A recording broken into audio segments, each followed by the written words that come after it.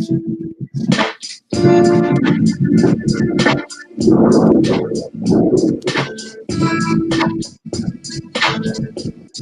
on in, everybody. It's episode 9 of the Outer Chambers, and I'm glad to be back. Yeah.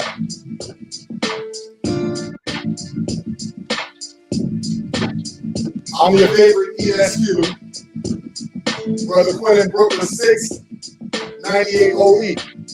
Currently a member of Probated Beta chapter in the 9th District. Come on into the Outer Chambers.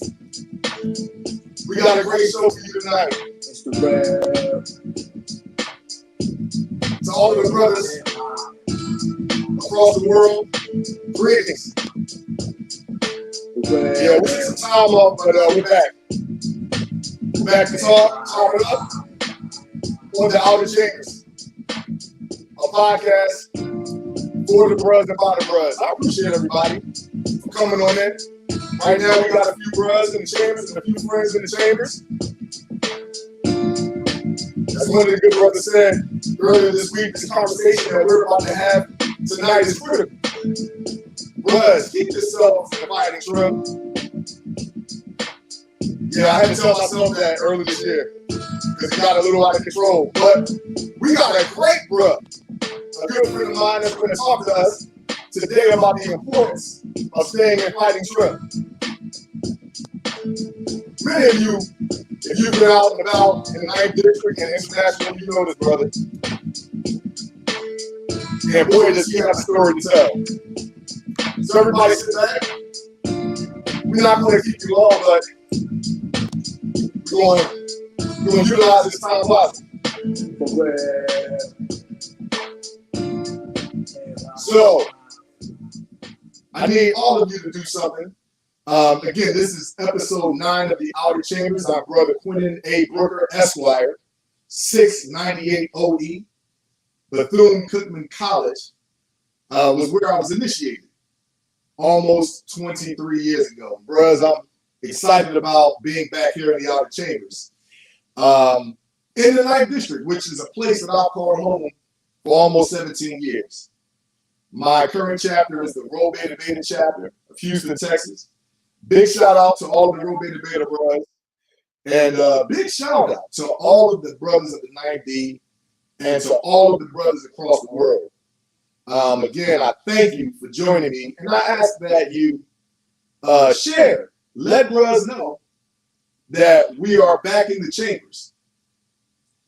Bring some of your friends in. You do not have to be a brother of Omega Psi Phi to share in this discussion amongst the brothers, but this is a podcast for the brothers and by the brothers. And so I think it's important that us as brothers of Omega Psi Phi in our purpose, which is to uplift our society through friendship. I think it's important for all brothers and all people who are interested in the topics that we discuss to come through with us. So I appreciate everybody that comes in and comments and likes and shares, and I ask that you share this podcast. If you know a brother, tell a brother to come on into the chambers. But without further ado, I want to bring in a very special guest, a brother that I've known for some years now, fraternally, personally, and I also know this brother is a very good brother. And it's what this brother has done in the last less than 2 years that has been amazing. And it goes to an important issue with brothers, and that is taking care of your physical body, taking care of your temple. This brother has exemplified so many of the principles that we live by, even those of the cardinal principles. The commitment level that he's shown to building his body up and taking himself physically from one place to another is nothing short of spectacular. So without any further ado, I'm going to bring this brother on in. This is my good friend, Brother Ferg Daniel. Ferg, what's going on, Hey, brother? what's up, man? What's good? What's good, Q? I'm good, man. Feeling good. You Bro, know, I'm let me throwing see. my I knife. can't hear you. Let's see if we can turn up your mic. Hold on a second. Let me see if I can hear you. You hear me, dog? Yeah, we getting the echo. Let's see. You hear me, Q? Bro, I hear you. Trying to get rid of this echo. Hold on. Oh, there we go. I see what the issue is. All right, there we go. Now we should be good. Let's see. All right, there we go. Okay, Yeah. brother Ferg, what's going on, brother? Nothing much, man. Just joined this evening, man. You know, real good. Happy to be here. Appreciate you for inviting me. You know, I'm excited. Let's go. Bro, me too, man. I'm very excited because you know, like I said, I've known you for some time now, and Yep. bro, what I've seen you do over the past almost 2 years has been amazing. But before we get into that, you know how we, bros, we always introduce ourselves in a special way. So, bro, tell everybody who you are, man. Who are you, brother? And I'm Ferg, Six Dog, Spring 08, TE, Thai Epsilon Chapter, 9th District. Can't spell Texas without TE. You feel me? That's who I am. That's who I am. What do they say? The third ward cues? Is that what they say, bro? Third Ward Qs. Yep, Third Ward Qs. Man, you know, we're right in the middle of Third Ward, Texas Southern University. Correct. Tell us a little bit about what that means, man. For those of you that aren't familiar, and I don't know, as you mentioned, you said you can't spell Texas without TE. Texas being one of the states in the middle of the country, you should know about Texas. So tell us a little bit about your chapter, man. You know, what is it about the third ward cues that makes that so special?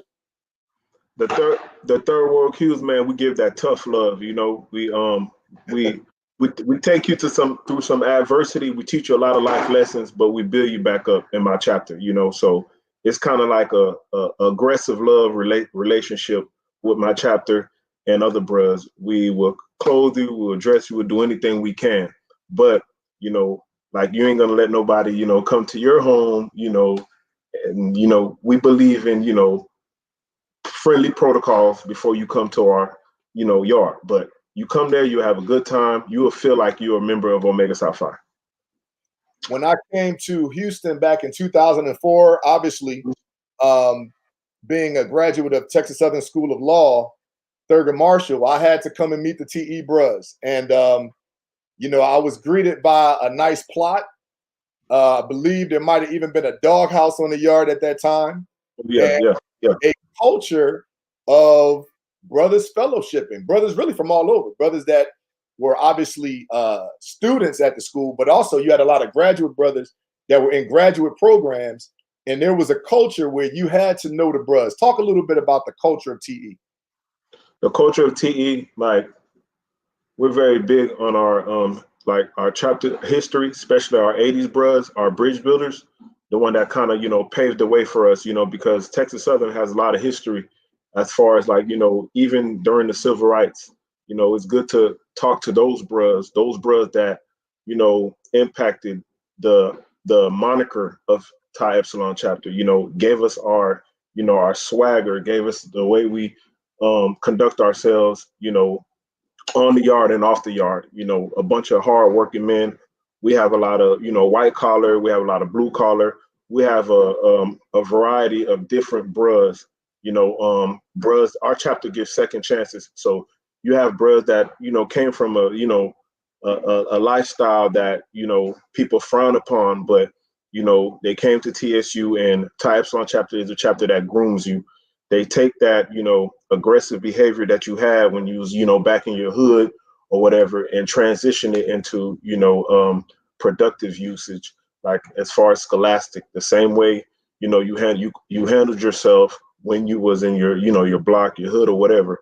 You transition that into a scholastic setting, you know. So that's what I appreciate about my chapter. You know, we have a lot of chapter bros that are, you know, you know, you had a lifestyle, you know, had a past, but you know, it's a lot of transitioning, and they came out to be good men, you know, with good fathers, you know, good business owners, etc. So that's basically diverse brothers at Tar Salon, as you mentioned.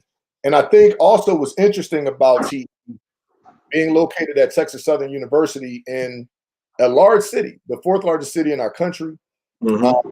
obviously being a historically Black college or university, having a history of good football in the SWAC, a history of good performance by the marching band, and thousands of Black people attending a university. It's always been exciting for me, Ferg, because my school was small. You know, I graduated from Bethune-Cookman. We had, when I graduated, less than 3,000 students. And at a Texas Southern University where Tau Epsilon was chartered and is activated, you have 10,000 students.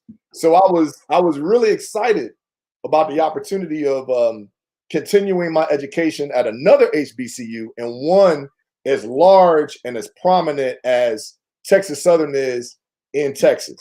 And so many good brothers. You know, I would be remiss if I tried to name all of my friends at TE. I'll just say, in my experience, it's been awesome, and that's how you and I met. That's how Yeah. you and I met. And we know some people. Yeah. We know some similar people. Yeah. Our common bond was Florida, you know. Correct.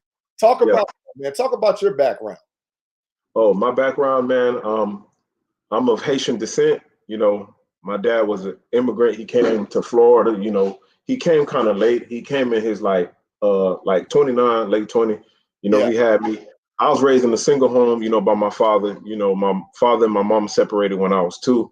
And then Okay. when I lived in Haiti for 2 years, you know, I lived in Haiti for 2 years till I was like 4 and 5. Then I came back to the States or whatever. You know, growing up was pretty, you know, I was pretty disciplined. You know, my dad always, you know, I always see my dad get up in the morning and work hard. You know, I always seen him work, and you know, just seeing that every day, you know, he instilled the value of working. And you know, as long as you're able to function, you know, physically, you should be able to work. You know, he taught me work, so he embodied everything that manhood was. He taught me how to be a man. You know, he taught me, you know, just things that we need to learn as being men. You know, just raising in a household with a father, just a father, and a Mhm. brother, it has a lot of benefits to it. You know, it has, of course, it has some disadvantages, but more so to speak, I think it has more advantages as well. You talking about to be a man. You know, I went to I'm from a city called Boynton Beach. Yep. You know, it's very small. It's not everybody know everybody. You know, so it's towards the coast, nice neighborhood. You know, nice area. You Mhm. know, just growing up, I went to Boynton Beach High. And I graduated. I had a football scholarship to Edward Waters. Shout out to Chi Chapter Bros. Mm. Um, I went there for a year, and I transferred to Texas Southern University. I majored in administrational justice and a minor in public affairs. From then, I graduated. After I graduated, I worked in the prison with the Texas Department of Criminal Justice for about a year and a half. Then I transitioned to still the same under the same department, Texas Department of Criminal Justice. I worked as a parole officer for 5 years. Yeah. I was a gang officer. I was a sex offender officer.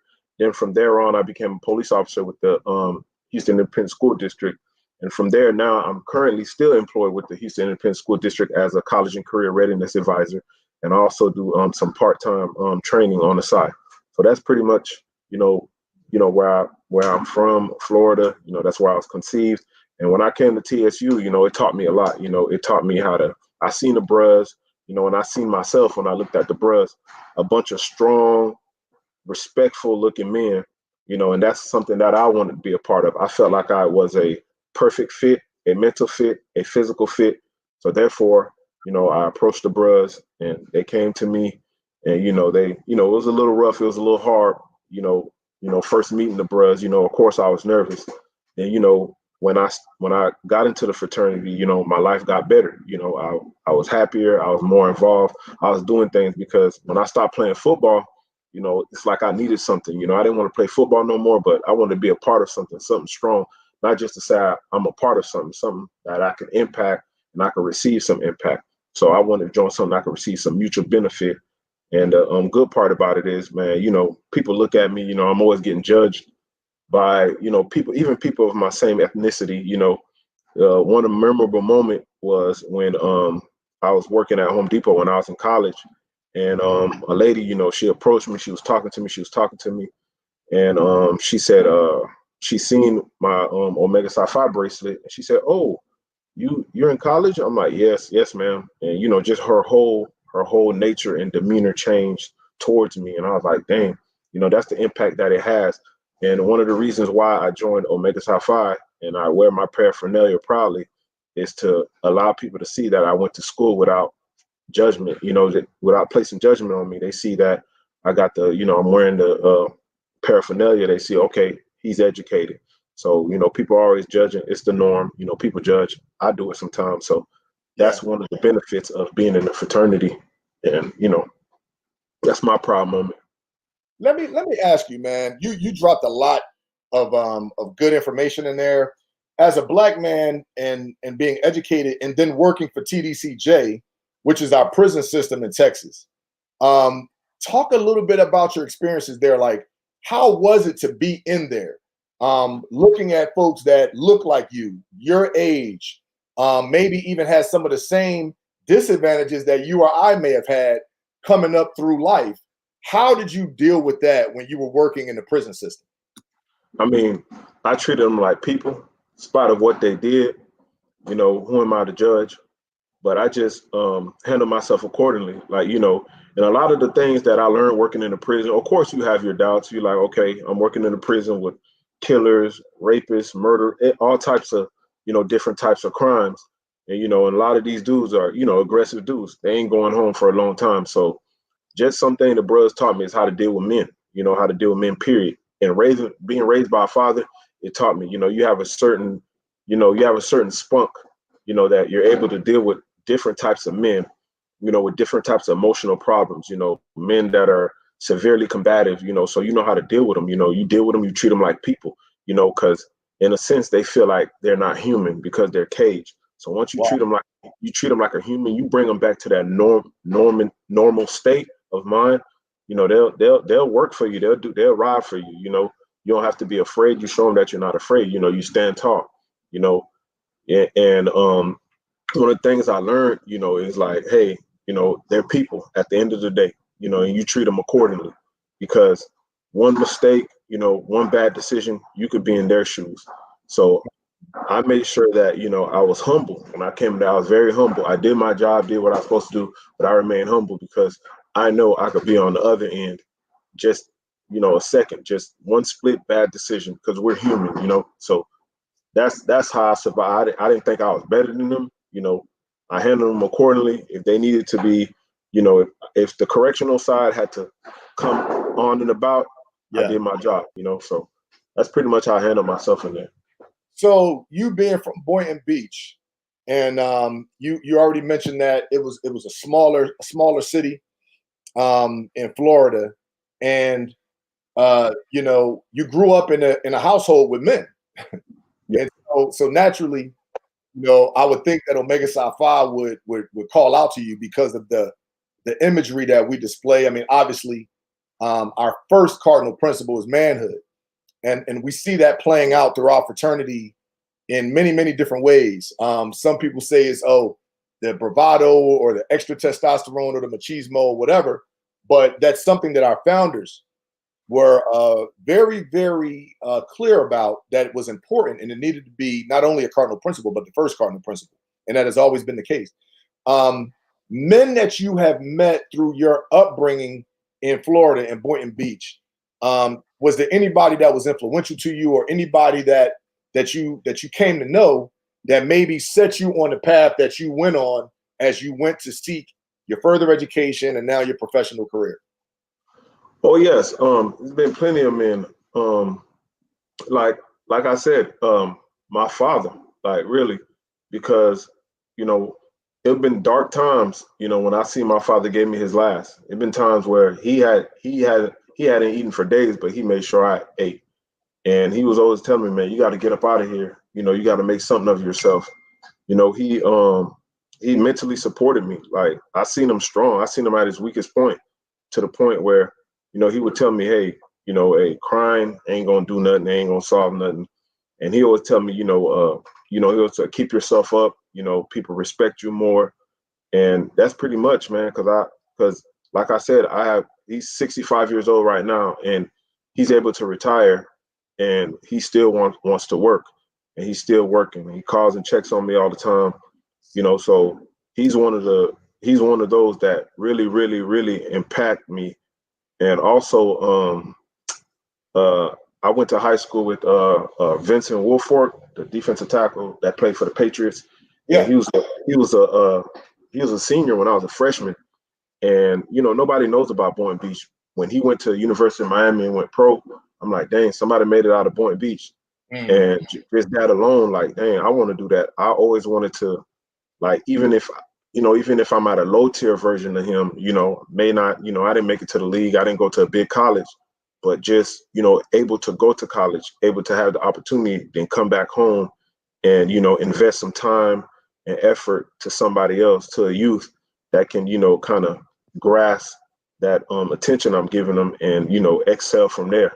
So that's just basically what it was. It was my father, and also, you know, Vince Wilfork, you know, just seeing him, you know, just climb up, you know, to stardom, you know, being from a small town, Boynton Beach, and also his mom and dad died in the same month. You know, that kid went through a lot of adversity, you know, and everybody knew him, who he was, always humble, you know, and, you know, it's to the point where, like, man, you know who you are, like, all types of coaches, just seeing coaches just on him, all types of coaches coming to the school, and just like, I was just, wow, amazed. I'm like, dang, this dude, you know, so that's the first person in Boynton Beach to basically make it pro. I want to take a few minutes to just to identify what we're doing. This is episode 9 of the Outer Chambers. I'm joined with a great brother, T.E. Ferg. He's going to talk to us about keeping yourself from fighting shrimp today. He already told us a little bit about the Third Ward Qs. He told us a little bit about his background, a little bit about his experiences professionally, and some of the impact that some of the men in his community had in his life. We often find that there's an inspiration to why we do this. We join this organization. And so I always like to ask that question, Ferg. Bro, we know some of the same bros from Florida too, man. Oh yeah, Rick Petty from the same town as me. Yeah, Ricky Petty. Ricky Petty, 5 Spring 010E, man. Yeah, man. That dude there, he's known around the community. And also, when I played Little League football, he drove like a Montero Sport, and I seen the Omega Psi Phi on it, but I didn't know who he was at the time. But people know him. My brother know him. He went to school with my cousin. Yeah. And I seen the place. I didn't even know what Omega Psi Phi was, but I remember seeing him. He drove like a brown car, and he used to come to this Isa Hester Center where I used to play Little League football at, and I used to see the Omega Psi Phi letters on his plates on his vehicle. Bro, let me tell you something wild. And you already know I was his DP, right? So what's crazy is that, that was the year I was about to graduate. Okay. And Rick, he came up to us, and I always would say how, like, people at the school, they really didn't come talk to me about the frat. They would talk to some of the other brothers. I wasn't the most approachable brother. So a lot of people that were interested would never come talk to me. But Rick came up. In fact, one of my neos, Glenn Chapman, and rest in peace, Omega Chapter, the 7 from Spring 99, he threw us a joint birthday party. And okay. And Rick had his dreads. Rick had his goals. Oh yeah, and, that's the Rick coach. Yeah, he walked up to us in the party, and he was like, I'm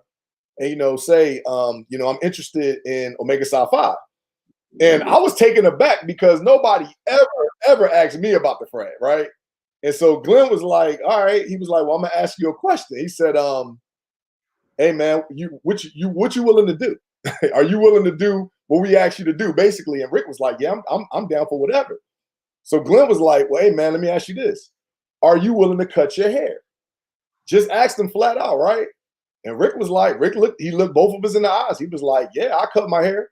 So he was like, all right, we'll holler at you. So he left, And man, me and Glenn looked at each other. We was like, man, we like dude, like because he wasn't Yeah. afraid.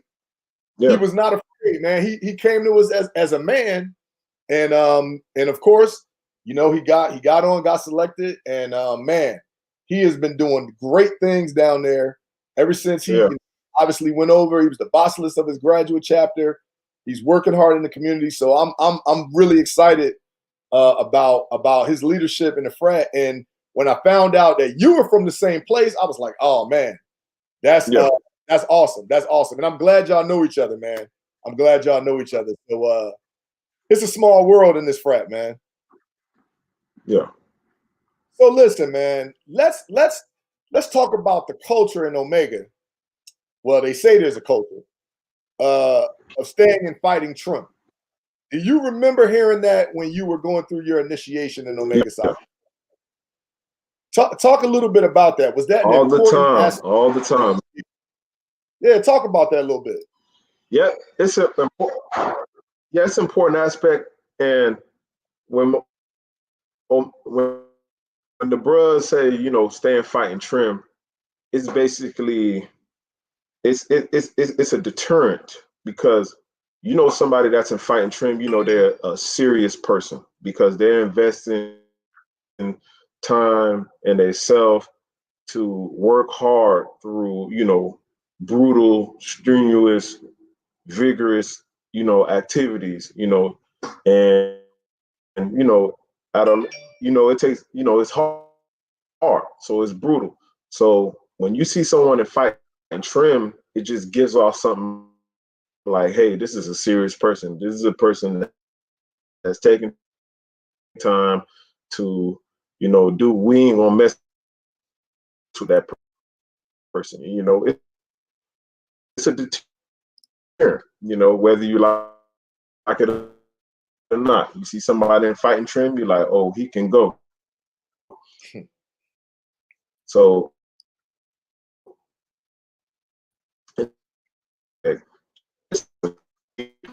teams, hey, here's, you know, he's on it. He works hard to transition to other things. Fight and trim is just first I didn't know what that was. I'm like, oh, we getting ready to box? No, it's not necessarily in the physical aspect. Fight and trim means you're ready to take on anything. You're working hard to get up in the morning and go to work. You're working hard when brothers need services, another brother need things done. You know, you got that same tenacity that you have when you're working out or doing anything to keep your body right. So it's more trim, and there's also physical fight and trim. So that's what I think. That's what I think the brothers meant by that when they say fight and trim. I want to just cut to the chase here, and I want to show brothers a before and after picture. Not just brothers, just all of the viewers. And for my viewers, I need you all to invite others. Push the share button right now, everybody. Go ahead and push share. The goal tonight is to get 20 shares. Why? Because we want bros and we want our people to see the importance of taking care of yourself. So go ahead and slam down on that share button. Let everybody else know about this discussion that we're having tonight with Brother Ferg Daniel.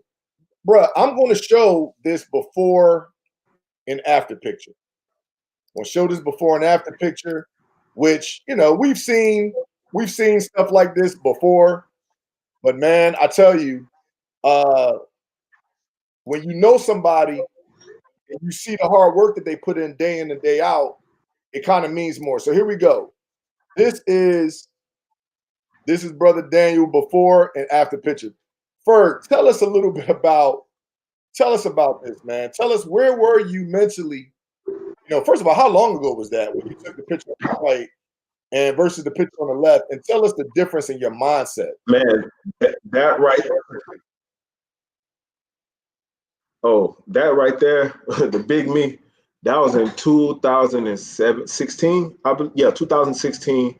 Mentally there, man, I was just, you know, I was making some money. You know, I was making some money, you know, had everything with single guy. no kids. So, I was living life, I was hanging out, I was drinking, I was eating all type of stuff. And, I just was like, hey, I don't care. Like, I'm finna have fun. I'm finna make up for those years that I didn't enjoy myself, especially Mm. on a financial uh, aspect.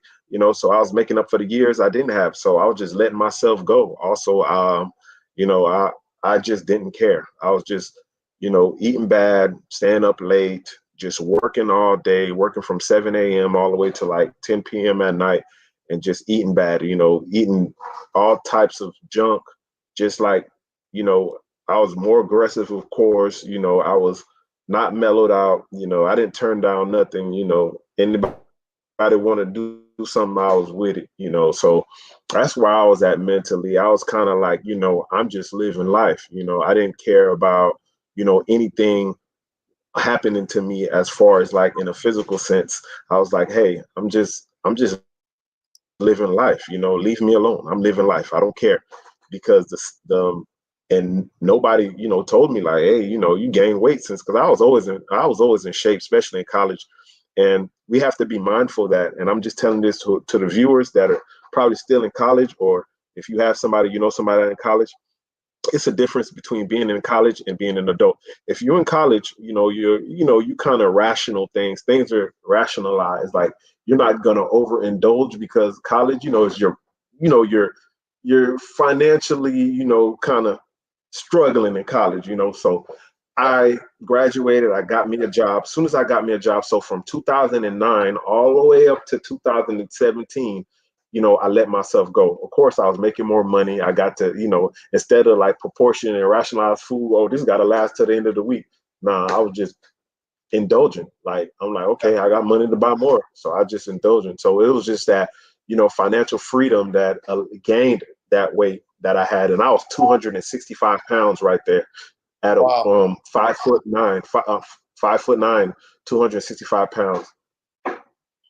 Now, what's crazy is like you had like a reverse freshman 15. Like you gained your weight after school, after you got out Yeah, of college. You started putting on the weight. So tell me. So the picture on the left, that's a recent picture. yeah. What is your mindset now? How do you go from a mindset of overindulgence, not caring about what you ingest, and being overworked? And I understand, and I would imagine that mentally you got to be at a place to get from that, from that size to where you are now. Tell us about where you are now. Like, what is the mindset? What is your approach now? Okay, um, like Frederick Douglass say, there's no progress without struggle. You Correct. know, So I had to hit rock bottom. I had to die and come back to life. I had to hit Wow. rock bottom. Wow. Adversity hit me.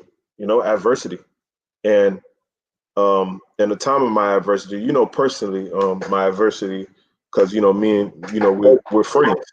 So adversity hit me, and I had control over nothing. Nothing I had control over. I didn't have control over anything. I had control over finances. I didn't have control over my occupation. I didn't have control over friends. I didn't have control over. I was not mobile. I lost mobility, so I didn't have no control. And the only thing that I had control over, I just had a wake up call, and the only thing I had control over was my body. I Wow. said, now I needed to control something. A man a man has to be working on something. If a Mm. man is not working on anything, he's lost. So I needed something that I can control. So I turned to fitness. A frat brother of mine's. Shout out to my Neo, Spring '09, Ace Dog, Leon Spencer. Like, he always told me, I seen him working out. He like, bro, you need to get on this workout. You need to get on this workout. At the time when everything was doing good, I ignored him. I'm like, whatever, man, whatever, man. And he said, man, you need to get on this workout. So I seen him working out. So I started working out. And it's just that I got a high for it. It's like I was mad at myself. You have certain people when they're angry and they're mad at themselves, they do certain things. Some people turn to drugs. Some people turn to, crazy lifestyles. Some people get reckless. Some people turn to drinking. And so I just turned to fitness. So I was punishing myself really because I was mad at myself. So the fact that I'll run, run, and it's brutal and it's hurting. Everything is hurting. I was like, I deserved it. So I wanted to punish myself because I was not where I wanted to be at that time. So I was giving myself a spanking, and fitness was just like, it was so brutal. Like I would work out like 2 a days, and go hard. People are like, why are you doing that? And I'm like, hey, I never told nobody my why, but really I was mad at myself. I was at a point where I was fed up. It's to the point where either I choose one route that's gonna result, that's gonna set me back, or I pick something that's gonna make me better. Like I never seen it coming. I was not in any competition. I had to be patient. I was like, you know what? I don't care. I'm just gonna keep on working out, keep on working out, keep on working out, keep on working out. And then I start to, see myself changing. I'm like, wow. Went from a size 42 to a size 32. I'm like, dang, I lost 10 inches off my waist. And, basically had to purchase new wardrobes. Then as soon as I start losing weight, man, people started respecting me more. I found something. I lost my respect. And I'm gonna be honest, I lost my respect with this bad decision I made in life. And I gained it right back. I gained my respect back through fitness because everybody knows I go hard. Let me stop you for a second. You said that you were mad at yourself. Yeah. And so the workout was a discipline, a self-discipline to correct or to punish yourself. Bro, that right there is heavy. That in and of itself, that says a lot to me. I know people want to know, like, well, what's your workout regimen and what are you eating and all of that? We could get to that, but isn't it mental? Like another good friend of mine who happens to be a TE bro always talks about things being mental. It's 90% mental. Isn't it mental what you had to do for yourself? Isn't it more mental what you had to do for yourself than it is physical? Talk a little bit about that, or am I wrong? Let me know. You're right. It's mental. That's one of the strongest thing in our body. It's mental. It's like the mind is so strong because it was to the point where you have people that deal with certain issues. You have people that deal with a lot of psychological issues. You have people that mutilate their bodies when they, dealing with stuff. I just was like, you know what? I had to, like, get up early in the morning, even when I'm tired. It's like getting up in the morning and having some type of resistance. It's like my one of my best friends, he think I'm weird. He's like, I would rather take the long way, for everything. It's like it becomes a high. The resistance becomes high, and resistance is all mental. It's like, I love the resistance. I love the hard way.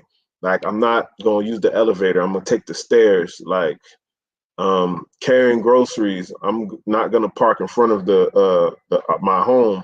I'm gonna walk towards the parking lot, go back and forth. It got to the point I got like that, and he was like, "Yeah, that's kind of psychological." Like, he said, "Why you?" Can the average person, because it sounds like that's just how you're wired. You know what I'm saying? But can the average person, can you train yourself to get to a place mentally where you demonstrate that type of drive, that type of self-discipline to have the amazing transformation like you've had? Is that something possible for, just say, your average bruh in his 40s, been in the frat 23 years, Is it possible for a bruh like that to get back on his game and get back in fighting Trump? Yes, it's possible.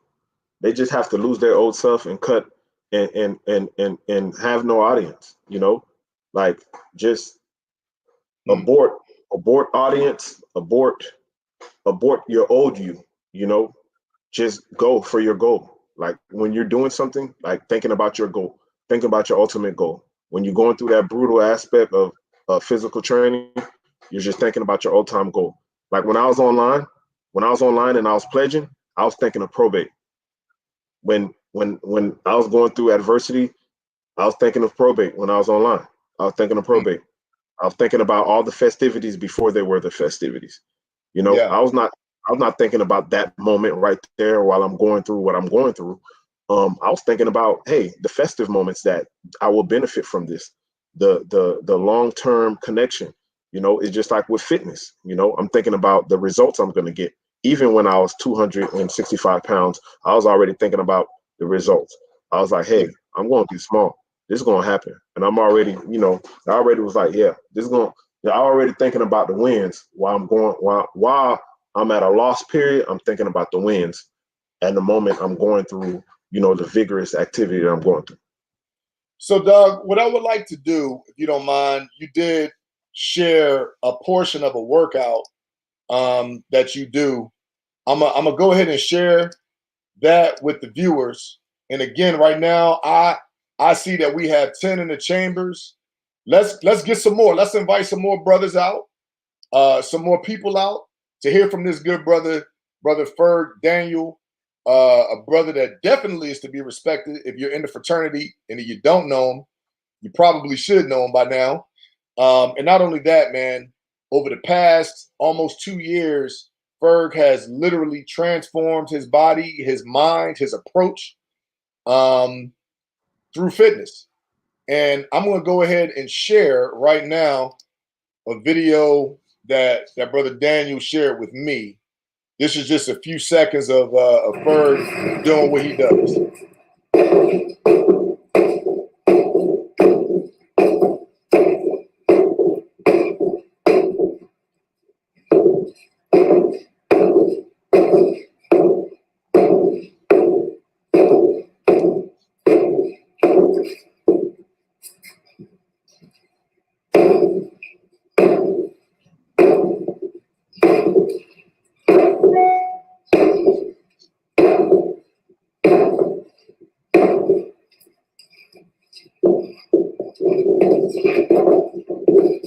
Yeah, this is where you threw me off right here, bro. Bro, talk about this a little bit, man. I see the ladder in the background, so I'm all, you know, I'm thinking about football drills, but bro, what did you just do, Doc? Yeah, that's the battle ropes. You know, they're heavy. You know, battle ropes is good for cardio, especially if you know, you ain't into running or you're not into, you know, you want to build that upper body endurance. You know, I do a lot of people, you know, they have different, you know, aspirations as far as fitness goals.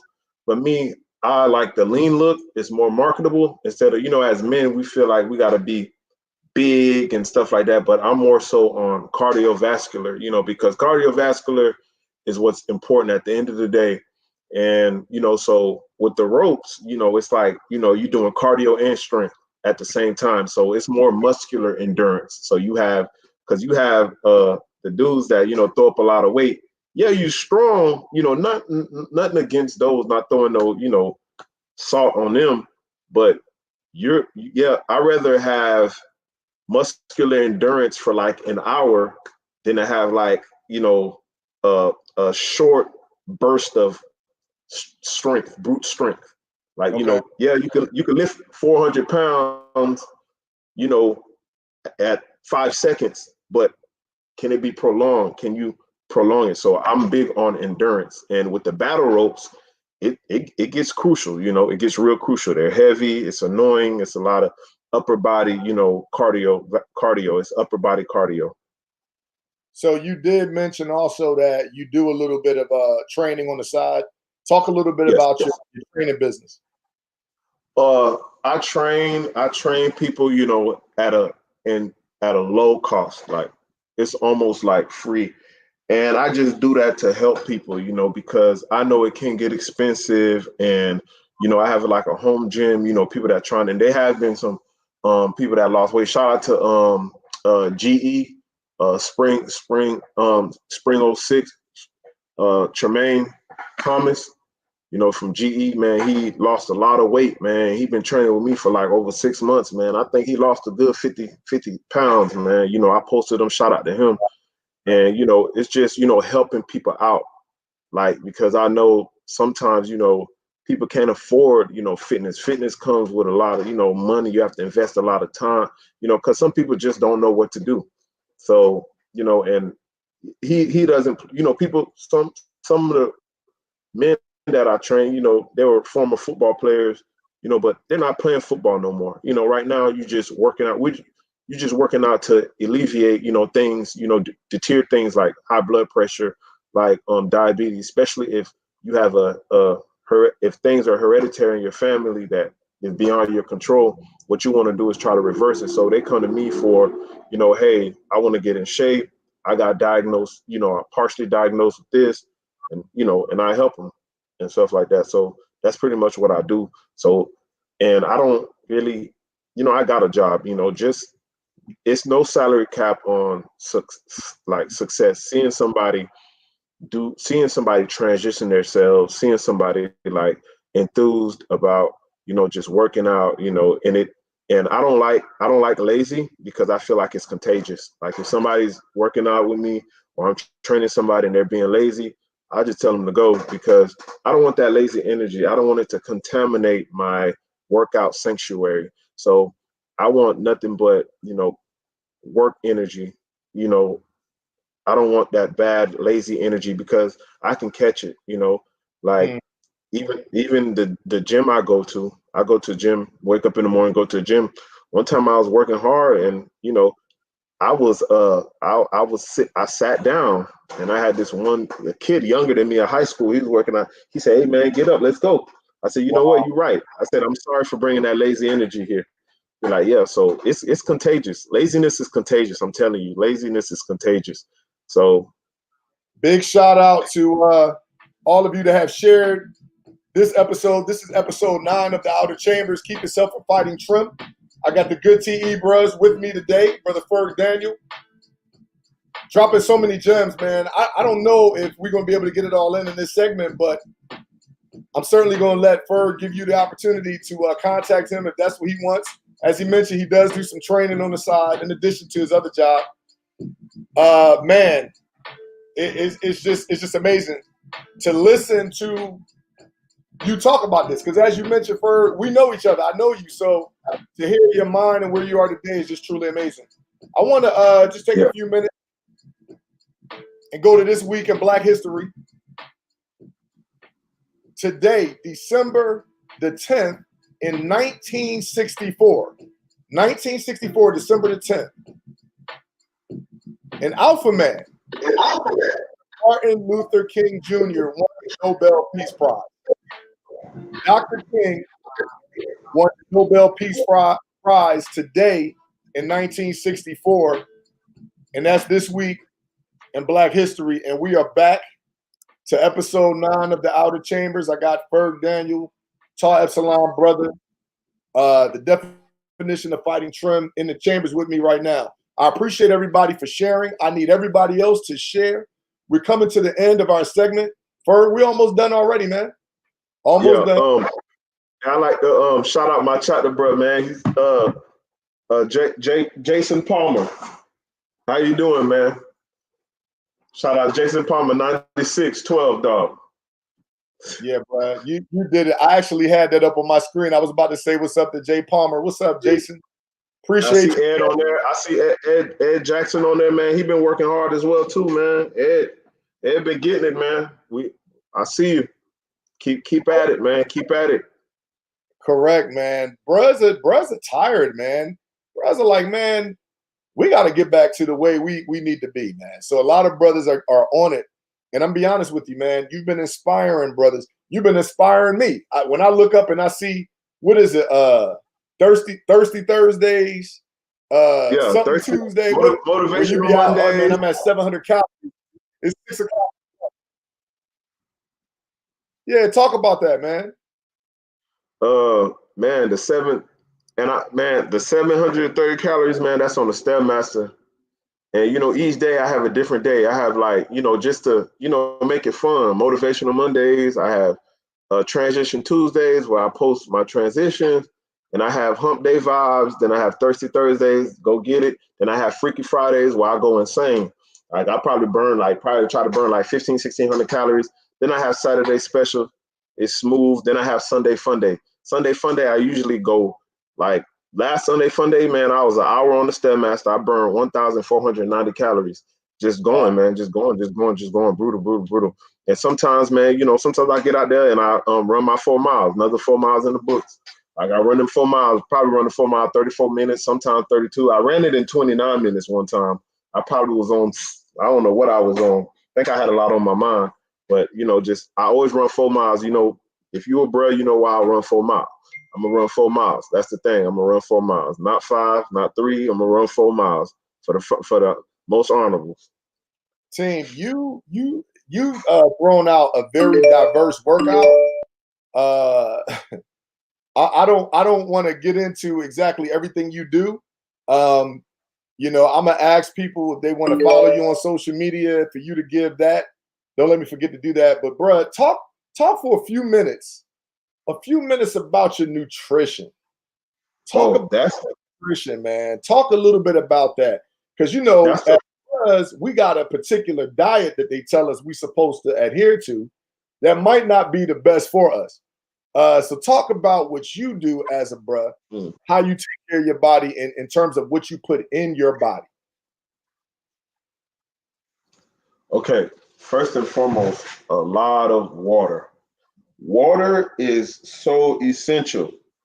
Like water helps lubricate your joints. It lubricates your joints. It's just like, water to your body is similar as the oil to a vehicle. You ever see those cars on the side of the road that catches on fire? That's because they ain't getting no oil change. So all those pistons, all those friction, they rub together, start a fire. It's just like the body. You gotta lubricate the body. You gotta drink a lot of water. Water and stretching. Those are two things that our ethnicity don't do. Like African Americans don't stretch nor drink plenty of water. People say they drink water, but they don't drink water. You drink water, I'm telling you, it makes a big difference in your workout if your water intake is high. And also, I try to stick to meat and vegetables. And it's hard to avoid carbs because growing up in the inner city, and whoever else, bruh, can relate, growing up in the inner city, you eat everything with bread. Bread is easy, it fills you up, it substitutes for not having a great amount of food that you would have. So everything you eat with a piece of bread, and it's so easy to make spaghetti. So those are things that we eat that, but you can eat that. Like, honestly, I pick like 2 days out the week. I say 2 days out the week, I'm gonna go ham, eat what I want. The other 5, I'm gonna eat clean. And you pick those days. And usually those days are the weekends, because weekends, you deserve that. If you work hard, reward yourself. So you guys want to stick to like meat and vegetables, like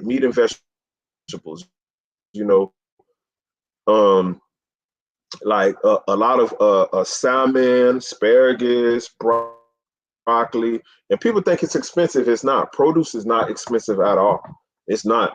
You get you you could eat your wings and stuff. Just don't fry them. You could bake your wings. You could air fry your wings. Same thing with other meats as well. Just stay away from that grease. And of course, I know a lot of bros like to, bros like to be bros. We like to be festive, So just cut that down to a minimum. If you're going, drink or whatever, like pick one day, like a Sunday or Saturday, where you could just drink and do what you want, puff on your cigar. You deserve that. You work hard, but make sure you're at a deficit. Make sure your good days triumphs your bad days. Your good healthy days, that's for nutrition, you will have that stuff that you eat, the garbage that you eat, that we love to eat, it'll come right out of you, because the body ain't gonna be able to take that, because the body is used to. And the burger is disgusting to me. Like now, sometimes I'd be like, ugh, and then it's just because you're used to eating healthy, so the other trash, it becomes like, well, nutrition is the hard. It's mental, because we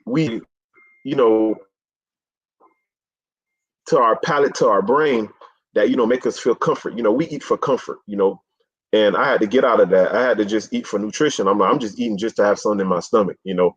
And another thing I'd like to share is like, you know, you have a sweet tooth. Sometimes I have a sweet tooth. Let me tell you the cheat code for a sweet tooth. Cheat code for a sweet tooth is get you a jar of peanut butter, stick a spoon in it. It'll satisfy your sweet tooth instead of just getting a candy bar or some ice cream. Other than that, that's what I do when I want to. When I really craving sweets. Man, that's some good stuff right there, Ferg. I wanna ask you because you mentioned something to me the other day about how often you work out in the street. That's been on my mind since we had that conversation. That long streak that you have going. Share with everybody how often you work out and talk a little bit about that streak. Mm-hmm.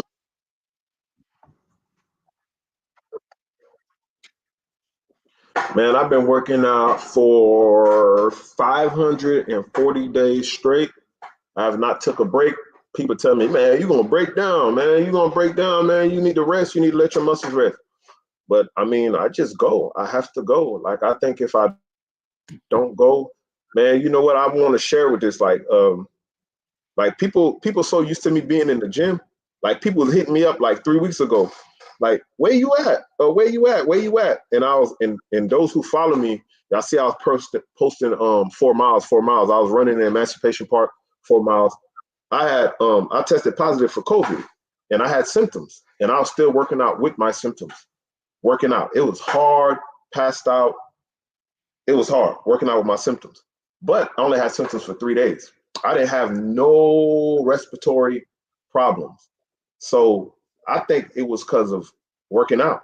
I think working out saved my life because if I was that picture that he showed, if I was that dude, I probably would have been in Methodist Hospital or something. I would have been out of there. I'd have been out of there. So I think, because not to get all biological, not to, get bio, like we have white blood cells, right?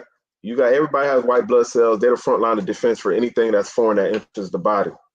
So when you're working out, it forces your white blood cells, your digestive system, your thinking, your focus to work faster because your body's moving. So instead of just chilling, your white blood cells are constantly moving because your whole body's moving. So they attack things faster than the person that is at a standstill state.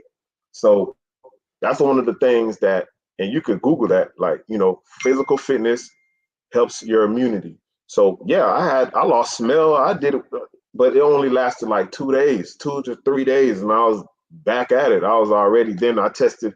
Wayne and got tested after a week and a half. I got tested a week and a half later, and people was like, it could still be in your body. It could still be in your body. I was negative. I was negative twice. 549 days straight through COVID. Mm-hmm. Didn't suffer as much as we've heard other people suffering.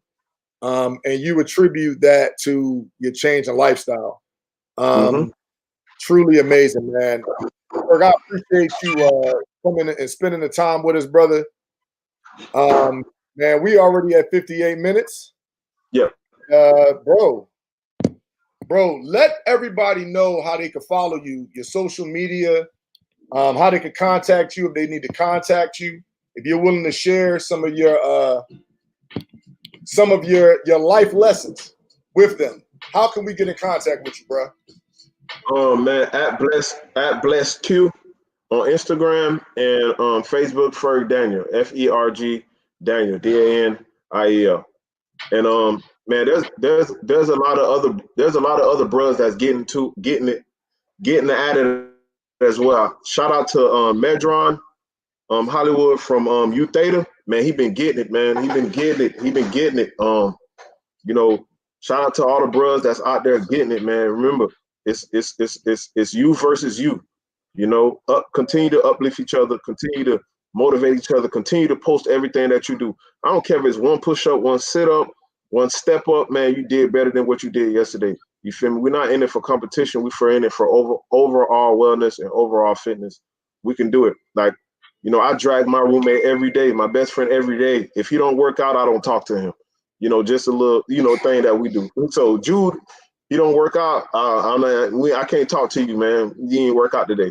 So, you know, let's try to push each other, man. Let's keep posting. Let's, like, for my birthday last year, all I wanted was everybody to run a mile, run a mile, and people was running. I'm talking about I had like at least 50 people, women, kids, bros, other Greek organizations. Hey, happy birthday, Ferg. I ran my mile, showing me that mile results. So let's stay fit together. Bro, I really appreciate you, man. Thank you so much for that. No problem. Thank you. Words. Thank you for your time, man. I think you inspired a lot of people. I see my wife in the chamber. You inspired her. She had a bunch of comments. I saw Jay Palmer. Thank you all for sharing. Thank you all for taking the time. This is it. We're gonna wrap up episode 9.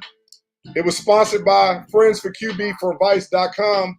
Brother Ferg, I'm running for the position of first vice district representative. Okay, so get that up. I'm gonna repost. I seen your flyer. I'm gonna post it, man. We got you. Appreciate that, bro. And that's what that's one of the sponsors of this show. And as we tune out, you already gave a few shout outs. Shout out to all the bros. I saw a bunch of OE bros in the chambers. Big shout out. Big shout out to my Rho Beta chapter brothers and all of the brothers of the 9th D and the Frat International. You got any other shout outs, Ferg? No, that's about it, man. Shout out to all the chapters, man. Shout out to Bloody Melodic Upsilon Psi, OE, Ka chapter, you know, Rho Theta, everybody out there doing their thing. Shout out to all the chapters, man. Shout out to the 9th District. Episode 9, the Outer Chambers. We're about to be out of here. But first, want to remind you that we are beautiful people.